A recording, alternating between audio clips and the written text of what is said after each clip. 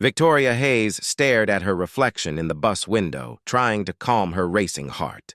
Today was supposed to be the start of her dream career at TechWave Industries, one of the biggest technology companies in the country. She had worked so hard to land this internship, staying up countless nights perfecting her application and preparing for interviews. But right now, as the bus sat motionless in morning traffic, her dream was quickly turning into a nightmare. The bus driver announced another delay. Victoria checked her phone and felt panic rising in her chest. She was going to be late on her very first day. Grabbing her bag, she jumped off the bus and started running down the sidewalk in her brand-new heels. The TechWave building loomed ahead, tall and imposing with its glass windows reflecting the morning sun. Her foot caught on an uneven pavement crack, and she stumbled forward, barely catching herself. Papers flew out of her bag and scattered across the sidewalk. A kind stranger helped her gather them while she tried not to cry. When she finally reached the building entrance, her hair was a mess, her stockings had a run in them, and she was 15 minutes late. The elevator encounter that changed everything. Victoria rushed through the marble lobby, her heels clicking frantically against the polished floor. The security guard, Tom, gave her a sympathetic smile as she flew past his desk. She spotted an elevator about to close and shouted for someone to hold it. A hand appeared between the doors, stopping them from shutting. She squeezed inside, breathing heavily, and immediately collided with a tall man in an expensive charcoal suit. The impact was harder than she expected. Her bag swung forward and knocked his coffee cup, sending hot liquid splashing across his pristine white shirt. Victoria watched in horror as the brown stains spread across the fabric. The man looked down at his ruined shirt, then up at her with eyes so cold they could freeze fire. He had dark hair, perfectly styled, sharp features, and an expression that made her want to disappear into the floor. "I am so incredibly sorry," Victoria stammered, pulling tissues from her bag. "Let me help clean that." "Don't," he said sharply, stepping back. His voice was deep and commanding, the kind of voice that made people obey without question. Victoria's hands froze mid-air. She noticed everyone else in the elevator had gone completely silent, staring at her with wide eyes. The man pressed a button for the 20th floor, the same floor she needed. The elevator began its ascent in uncomfortable silence.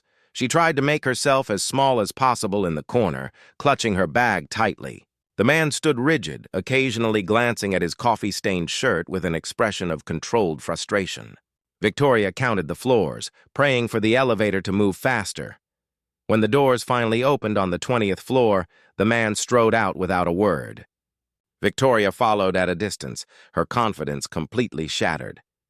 She approached the reception desk where a friendly woman named Jennifer greeted her warmly. "You must be Victoria, our new intern." "Welcome to TechWave," Jennifer said with a bright smile. "Thank you," Victoria managed, still shaken from the elevator incident. Jennifer handed her a visitor badge and some paperwork. "You'll be working in the project development department. But first, Mr. Cross wants to meet all new interns personally. His office is just down that hall." Victoria's stomach dropped. "Mr. Cross? As in Nathan Cross, the CEO?" "That's right. He likes to welcome everyone on their first day. Go ahead. He's expecting you." Victoria walked down the hallway on shaky legs, dread filling every step. The CEO's office had floor-to-ceiling windows and a massive desk made of dark wood. And sitting behind that desk, now wearing a fresh shirt, was the man from the elevator. Face to face with the Ice King, Nathan Cross looked up from his computer screen as Victoria entered. Recognition flashed across his face, followed by something that might have been amusement, though his expression remained mostly neutral. "Ah, the elevator disaster," he said, leaning back in his leather chair. "Victoria Hayes, I presume?" "Yes, sir. And again, I'm truly sorry about your shirt. I'll pay for the cleaning, or replacement, or whatever you need." Nathan waved his hand dismissively. "It's handled. Sit down." Victoria sat in one of the chairs across from his desk, feeling like a student called to the principal's office. She noticed how organized everything was in his office. Not a single paper out of place, pens lined up perfectly. Even his computer cables were neatly arranged. "Tell me about yourself," Nathan said. His fingers steepled under his chin. Victoria took a breath and began talking about her education, her passion for technology, and why she wanted to work at TechWave. As she spoke, she noticed Nathan's expression never changed. He simply watched her with those intense eyes, occasionally nodding. When she finished, he was quiet for a moment. "Your academic record is impressive. Your interview scores were among the highest we've seen. But I have to ask, are you always this clumsy?" Victoria felt her cheeks burn. "Only on special occasions. Like first days, important meetings, and apparently elevator rides with CEOs? Was that the hint of a smile at the corner of his mouth?" It disappeared so quickly she couldn't be sure. "The work here is demanding," Nathan continued. "We expect perfection, dedication, and professionalism. Can you handle that?" "Yes, sir." "I know I made a terrible first impression, but I promise my work will speak louder than my coordination problems." Nathan stood up, signaling the meeting was over. "You'll be working under Jennifer in project development. She'll show you the ropes. Don't make me regret this decision, Miss Hayes." "I won't." "Mr. Cross, thank you for the opportunity." As Victoria left his office, she heard him call out, "And Miss Hayes, try to avoid elevators for the rest of the week." She turned back, unsure if he was joking or serious. His face remained impassive, but there was something different in his eyes, something that wasn't quite as cold as before. The office gossip mill. Starts turning Jennifer met Victoria outside Nathan's office with an excited expression. "How did it go?" "He didn't fire you on the spot, so that's a good sign." "Wait, people get fired on their first day?"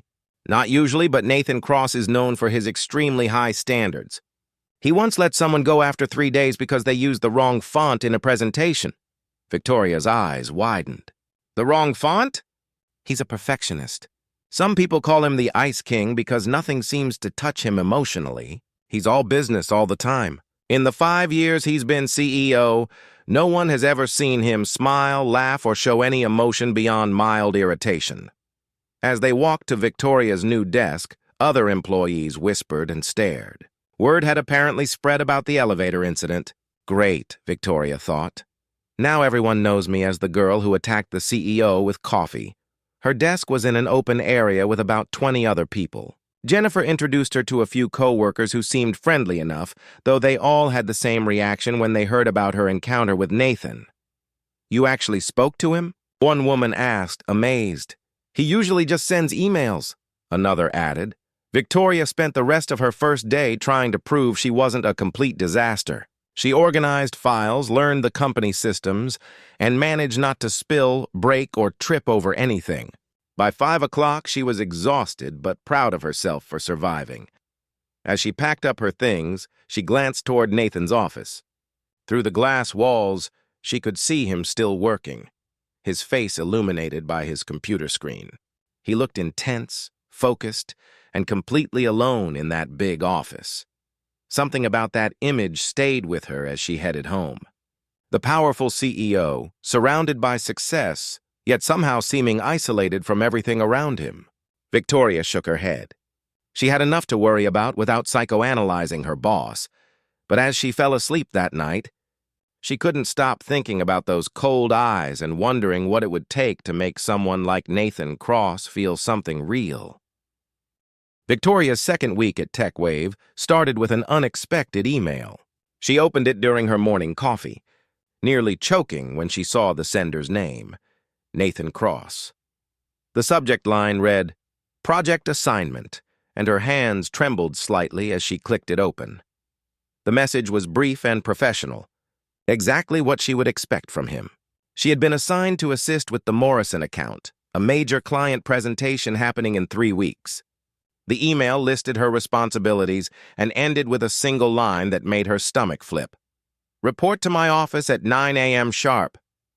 Jennifer noticed Victoria's pale face. "Everything okay?" "I have to work directly with Mr. Cross on the Morrison account."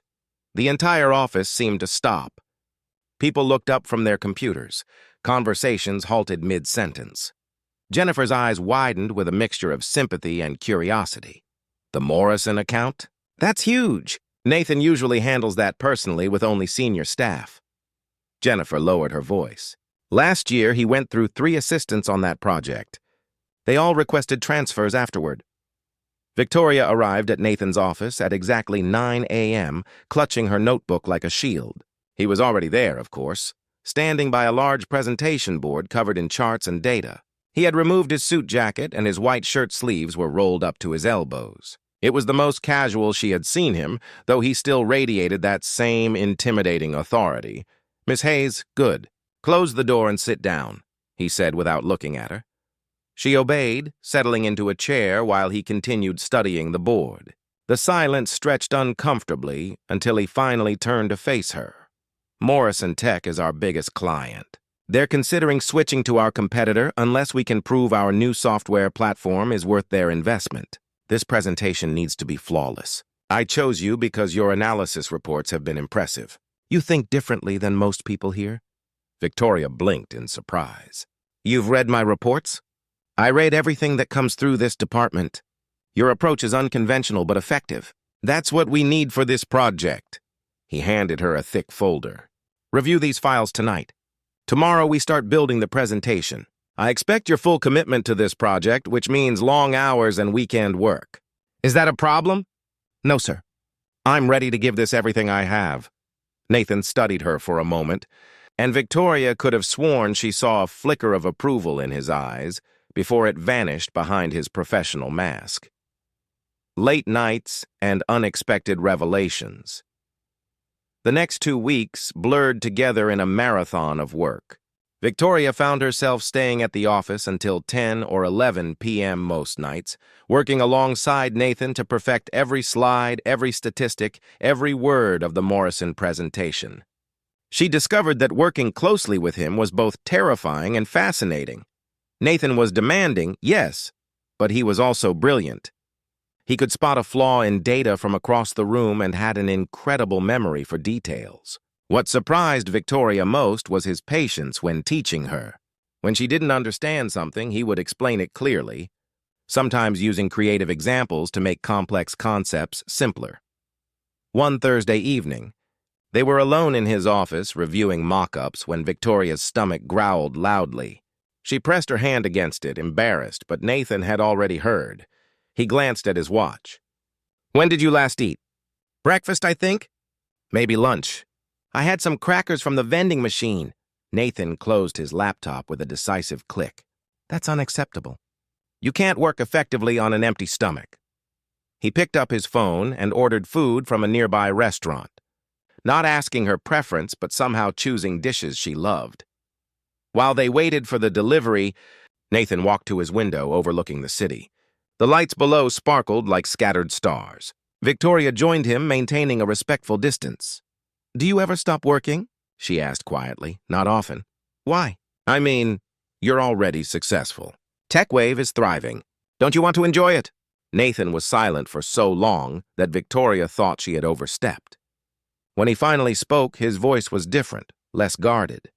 "My father built this company from nothing. He worked 18-hour days, sacrificed everything, including his health. He died of a heart attack in this very office when I was 25. His last words to me were about a client meeting scheduled for the next day." Nathan's jaw tightened. "I promised him I would take TechWave further than he ever dreamed. That promise doesn't leave room for much else."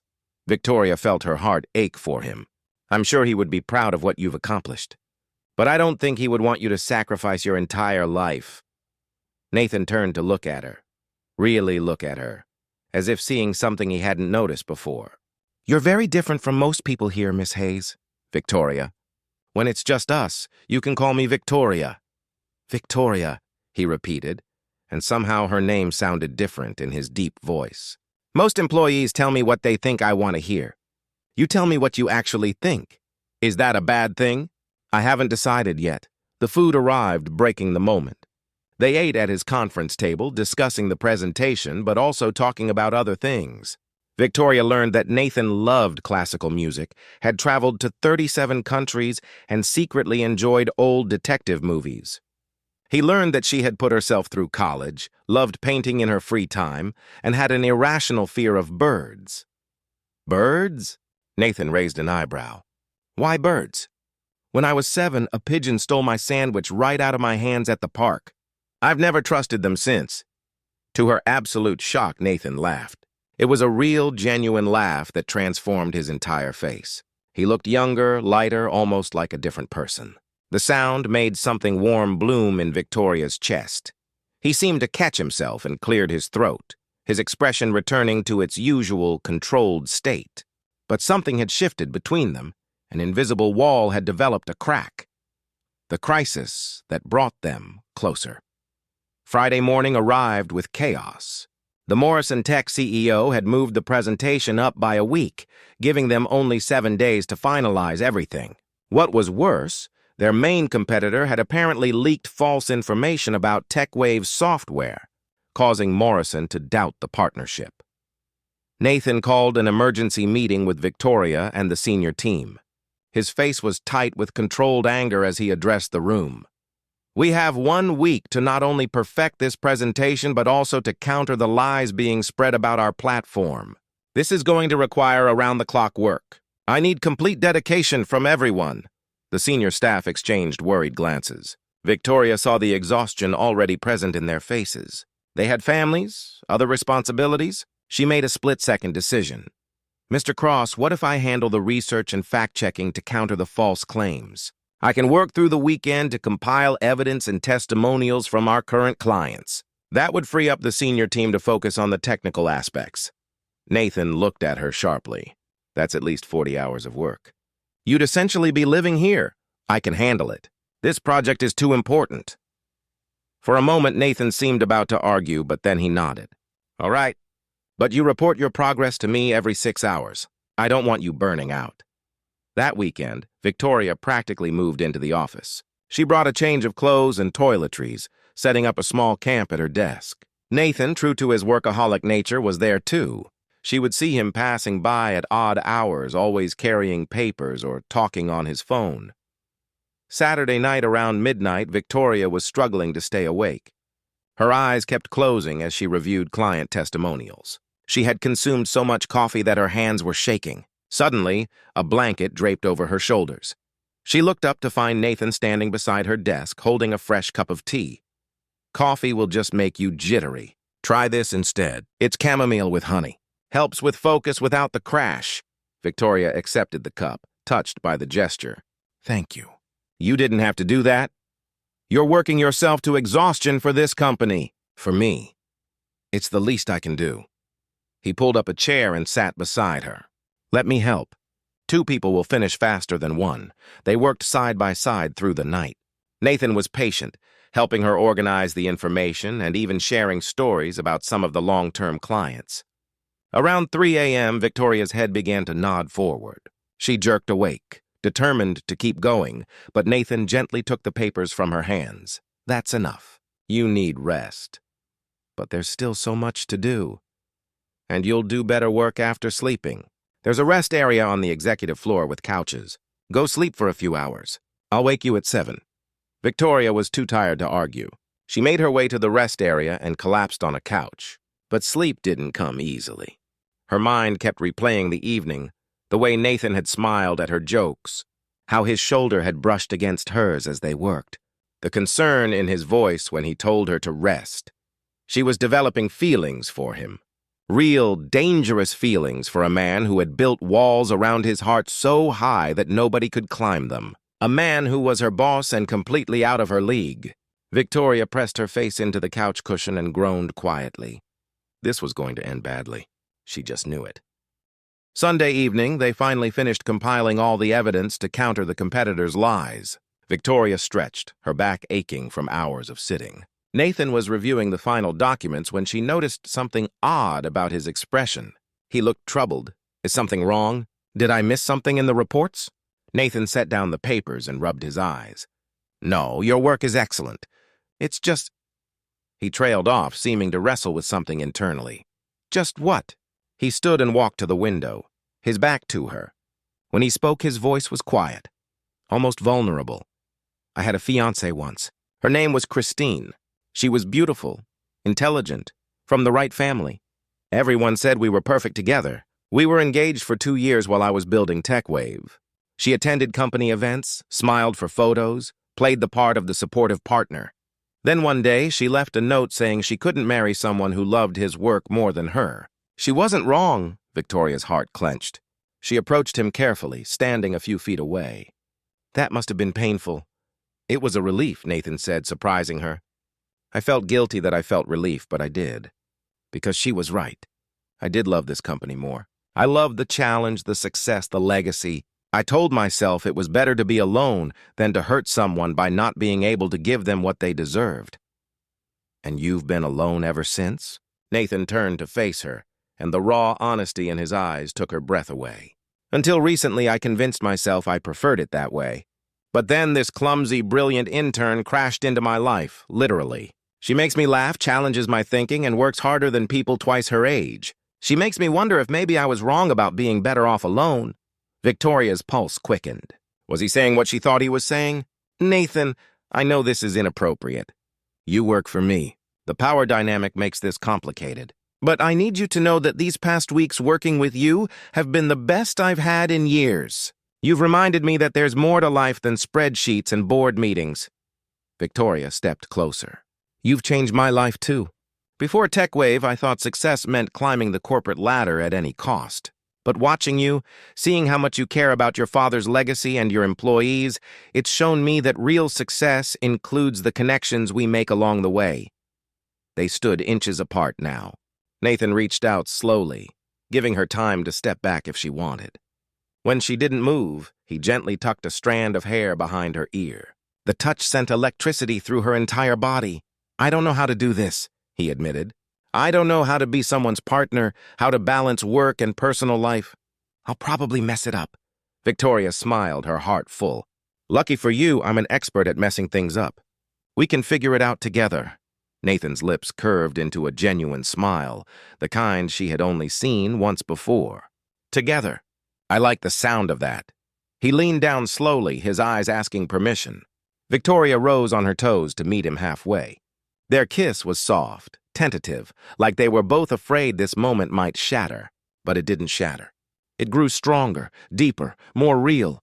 When they finally pulled apart, Nathan rested his forehead against hers. This changes everything. I know.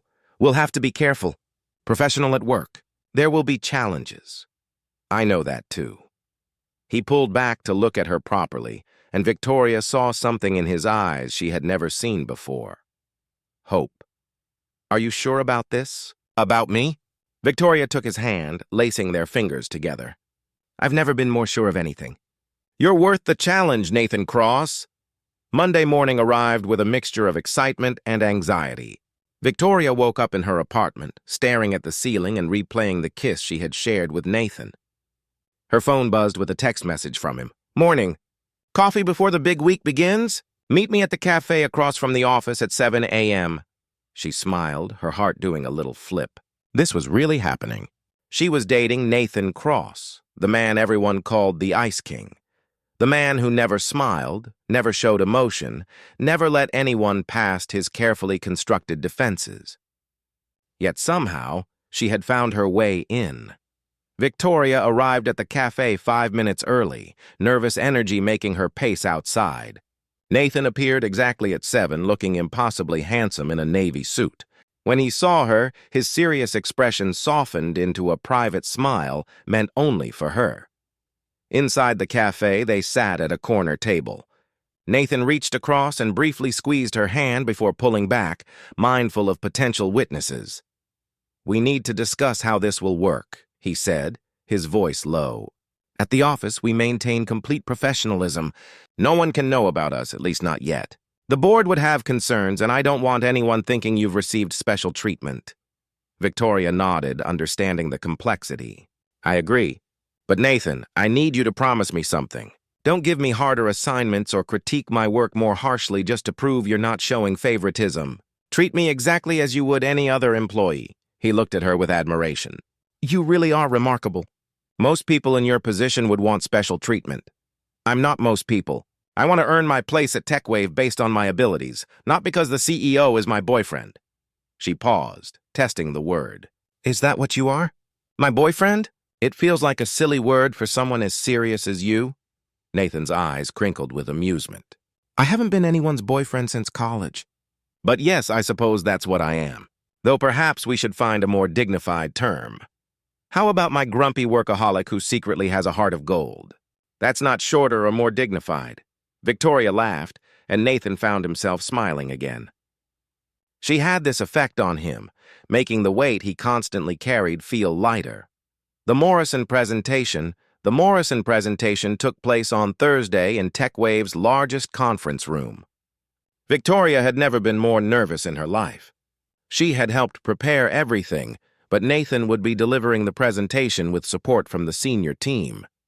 She sat in the back row with other junior staff, watching as Morrison Tech's executives filed in. Nathan stood at the front, confident and commanding. When he began speaking, Victoria was reminded why he was so successful. He was articulate, persuasive, and had an answer for every question. When the Morrison CEO brought up the rumors spread by competitors, Nathan systematically demolished each false claim with the evidence Victoria had compiled.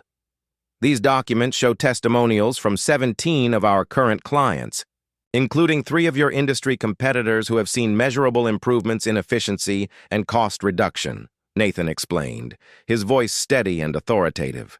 The rumors you've heard are desperate attempts by companies who can't compete with our innovation. The presentation lasted 2 hours. By the end, the Morrison executives were nodding, asking detailed questions about implementation rather than expressing doubts. When they finally stood to leave, the Morrison CEO shook Nathan's hand firmly. "You've addressed all our concerns. Mr. Cross, we'll have our decision by Friday, but I'll tell you now, it's looking very positive." After the Morrison team left, the conference room erupted in relieved celebration.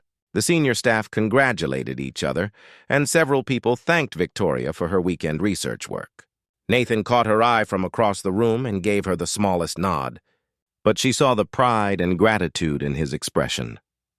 Later that evening, after most employees had left, Nathan called Victoria to his office. She entered to find him standing by the window, tie loosened, looking more relaxed than she had seen him in days. "We did it," he said simply.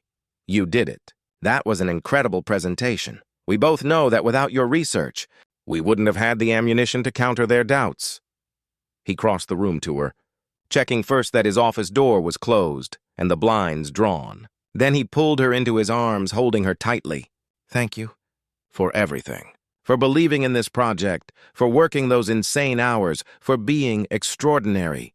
Victoria melted into his embrace, feeling the tension drain from his body. "This is what partners do.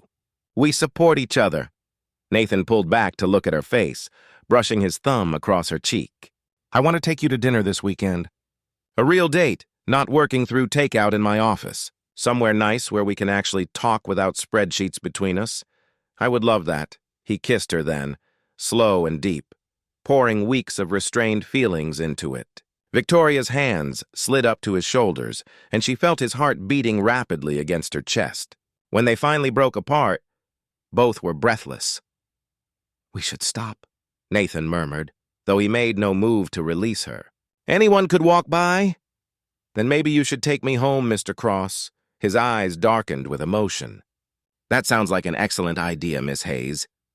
Friday brought the news everyone had been waiting for. Morrison Tech had signed a 5-year contract with TechWave, one of the biggest deals in the company's history. Nathan called a company-wide meeting to announce the news and personally thanked the team members who had contributed. When he mentioned Victoria's name, praising her research and dedication, she felt dozens of eyes turn toward her. Some looked impressed, others curious, and a few seemed resentful. Jennifer caught her afterward in the hallway. "That was quite the acknowledgement from Nathan," Jennifer said, her tone carefully neutral. "He almost never singles out junior staff like that." "I just did my job," Victoria replied, suddenly uncomfortable. "A job that required you to work all weekend alone in the office with him." "People are starting to talk, Victoria. Be careful." The warning sent a chill through her. Victoria knew office gossip could be vicious, but she hadn't expected it to start so quickly. Over the next week, she noticed subtle changes. Some co-workers who had been friendly now kept their distance. She overheard whispered conversations that stopped when she approached. Someone left an anonymous note on her desk. "Some people sleep their way to the top. Have some self-respect." Victoria crumpled the note, fighting back tears. She hadn't done anything wrong. Her relationship with Nathan had started after her work on the Morrison project had already proven her value. But try telling that to jealous coworkers who saw conspiracy in every interaction. Nathan noticed her distress during one of their secret evening meetings in his office. "What's wrong? You've been quiet all day." Victoria showed him the note. His jaw clenched, anger flashing in his eyes. "Who did this?" "I don't know. It was anonymous." "Nathan, people are talking about us. They think I'm getting special treatment, that our relationship is inappropriate. We haven't done anything inappropriate. Our relationship began outside of work hours and hasn't affected your performance or treatment." "I know that. You know that. But perception matters. Maybe we should cool things down for a while, just until the gossip dies down." Nathan set down the note and took both her hands in his. "Victoria, look at me. I've spent 33 years caring what people think, molding myself into what others expected. My father wanted a worthy heir, so I became one. The board wanted a ruthless CEO, so I became that too. Christine wanted someone who would prioritize her over work, and when I couldn't be that person, I decided it was better to be alone than to fail someone again." His voice grew more intense. "But you make me want to be authentic, to be someone who can work hard and still make room for love. I'm not willing to hide that or pretend it doesn't exist because small-minded people want to gossip. Are you?" Victoria felt tears prick her eyes, but they were good tears. "No, I'm not willing to hide either. But Nathan, I also don't want special treatment. Promise me that you'll be honest if my work isn't meeting standards. Promise me you'll critique me as harshly as you would anyone else. I promise, though I suspect you'll continue to exceed every expectation, just as you always have." The board meeting that changed everything 2 weeks later. Nathan had to face the TechWave board of directors for a quarterly review. These meetings were always intense, with board members scrutinizing every decision and financial metric. What Nathan hadn't anticipated was that someone had informed the board about his relationship with Victoria, Gerald Whitmore. The oldest board member and constant thorn in Nathan's side brought it up during the meeting. "I've heard concerning rumors about you and a junior employee, Nathan. Care to comment?" Nathan kept his expression neutral, though inside he was calculating who might have leaked the information. "Victoria Hayes and I are in a relationship, yes. It began after she contributed significantly to the Morrison account and has not affected her work performance or treatment in any way." "That's not how it looks from the outside," another board member, Patricia Chen, interjected. "She's received praise, recognition, and FaceTime with you that other interns haven't. Whether deserved or not, it creates an appearance of impropriety." Gerald leaned forward. "We've worked hard to build TechWave's reputation. We can't have it tarnished by scandals, perceived or real. I'm recommending that Miss Hayes be transferred to another department or that your relationship end. We need clear boundaries." Nathan felt anger rise in his chest, but he forced himself to remain calm. "With respect, Gerald, my personal life is not the board's concern unless it affects company performance. Victoria has earned every recognition she's received through hard work and talent. Transferring her would be punishing her for something that isn't wrong." "It's not about punishment," Patricia said more gently. "It's about protecting both of you and the company. The power dynamic makes this complicated, Nathan. You must see that. What I see is that I've spent my entire adult life sacrificing personal happiness for this company. I watched my father work himself to death in this office. I've given TechWave everything, and it still wasn't enough to save my engagement to Christine. Now I've found someone who understands the demands of this job, who makes me better both professionally and personally. And you're asking me to choose." The room fell silent. Nathan rarely showed emotion in board meetings, and never about personal matters. Gerald looked uncomfortable, while Patricia's expression softened with sympathy. "No one is asking you to end your relationship," Patricia finally said. "We're asking you to be smart about how it's handled. Perhaps Victoria could be promoted and moved to a different department where you're not her direct supervisor. That would eliminate the power dynamic concerns while still allowing your relationship to continue." Nathan considered this. "I'd need to discuss it with Victoria first. She deserves to be part of any decision that affects her career." Gerald huffed. "This is exactly what I'm talking about. You're prioritizing her feelings over company policy." I'm treating her with the same respect I would treat any valued employee, Nathan countered firmly. If that's a problem, perhaps we need to revisit how this board views employee welfare in general. The meeting ended with an agreement that Nathan would propose a solution within 2 weeks. He left feeling drained and frustrated. When he returned to his office, he found Victoria waiting, having heard through the office grapevine about the board confrontation. "They want us to end things, don't they?" she asked quietly. Nathan pulled her into his arms. "They suggested options. But Victoria, I need you to understand something. I stood in that boardroom and fought for us. For the first time in my life, I chose personal happiness over corporate politics. Whatever we decide together." The choice that defined everything. That weekend, Nathan took Victoria to his family's beach house, a place he rarely visited because it held too many memories of his father. They walked along the shore, waves lapping at their feet, having the conversation that would determine their future. "Patricia suggested promoting you and moving you to a different department," Nathan explained. "It would put us on more equal footing professionally and eliminate the direct supervisor issue. You'd be heading the new innovation team we're creating. It's a significant promotion with a substantial raise." Victoria stopped walking. "That sounds perfect except for one thing. Did you create this innovation team just for me?" "Actually, no. We've been planning it for months. The timing is coincidental, though convenient. You'd be perfect for it. Your unconventional thinking is exactly what that team needs. But I want you to make this decision based on what's right for your career, not just for us." Victoria thought about it, watching the sunset paint the sky in shades of orange and pink. "I love working in project development, but I'd love leading an innovation team even more. And if it means we can be together without constant scrutiny and gossip, then yes. I want the promotion." Nathan smiled, relief evident on his face. "There's something else. I think we should go public with our relationship. Not make a huge announcement, but stop hiding. Let people see that this is real, that it's not some scandal, but two people who genuinely care about each other.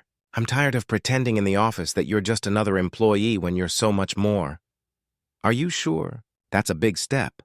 I've never been more sure of anything. Victoria, before you came into my life, I was existing but not really living. I was successful but empty. You've shown me that having everything professionally means nothing if there's no one to share it with. I love you, and I don't want to hide that anymore." Victoria's breath caught. It was the first time he had said those words. "You love me?" Completely, unexpectedly, terrifyingly. "Yes, I love you." She threw her arms around his neck, laughing and crying at the same time. "I love you too, so much that it scares me sometimes. You've changed my entire world, Nathan Cross." He kissed her as the sun dipped below the horizon, and Victoria felt like everything had finally fallen into place. The cold-hearted CEO the world saw had revealed his warm, vulnerable, beautiful heart to her, and she would spend the rest of her life showing him that love was worth every risk. Victoria stood in her new office, still marveling at how much had changed. The innovation team she led had already developed 2 successful projects, and the department was thriving. The gossip had eventually died down when people saw that her success was based on genuine talent, not favoritism. Nathan appeared in her doorway, a rare public visit during work hours. "Got a minute? For you? Always." He entered and closed the door, something mischievous in his expression that she had learned to recognize. "I have a proposition for you. Is this a business proposition or a personal one?" "A bit of both." He pulled a small velvet box from his pocket, and Victoria's heart stopped. "I know it's fast. I know we've only been together for 8 months, but I've wasted too many years of my life being cautious and safe. You've taught me that the best things in life require taking chances." He opened the box to reveal a stunning ring, simple but elegant. "Victoria Hayes, you crashed into my life, literally, and turned everything upside down. You've made me laugh, challenged me to be better, and shown me that success without love is just an empty achievement. Will you marry me?" Victoria couldn't speak through her tears. She nodded frantically, and Nathan slid the ring onto her finger before pulling her into a kiss that felt like coming home. When they finally broke apart, Victoria laughed. You know the board is going to have opinions about this? Let them. I'm done living my life according to what other people think I should do. Besides, Patricia actually helped me pick out the ring. She did not. She did. Turns out she's a romantic at heart. Who knew? Victoria looked at the ring on her finger, then at the man she loved. The cold-hearted CEO had transformed into someone warm, open, and willing to fight for happiness. And she had transformed, too, from a clumsy intern into a confident leader who knew her worth. "I have one condition," Victoria said with a grin. "Name it. When we tell the story of how we met, we're definitely including the part where I spilled coffee on you in the elevator." Nathan laughed. That genuine laugh she had worked so hard to earn. "I wouldn't have it any other way. That disaster brought me the best thing that's ever happened to me." They stood together in her office, holding each other close, two people who had found love in the most unexpected place. The cold-hearted millionaire CEO had learned that success meant nothing without someone to share it with. And the chaotic intern had discovered that sometimes the best things in life happen when you take a chance on love, even when it seems impossible. Outside the office window, the city sparkled with possibility. Their story had started with chaos, grown through challenges, and blossomed into something beautiful. And as they stood together, planning their future, both knew that this was just the beginning of their greatest adventure yet. The Ice King had melted, and the woman who had crashed into his life had found her forever home in his heart. The end.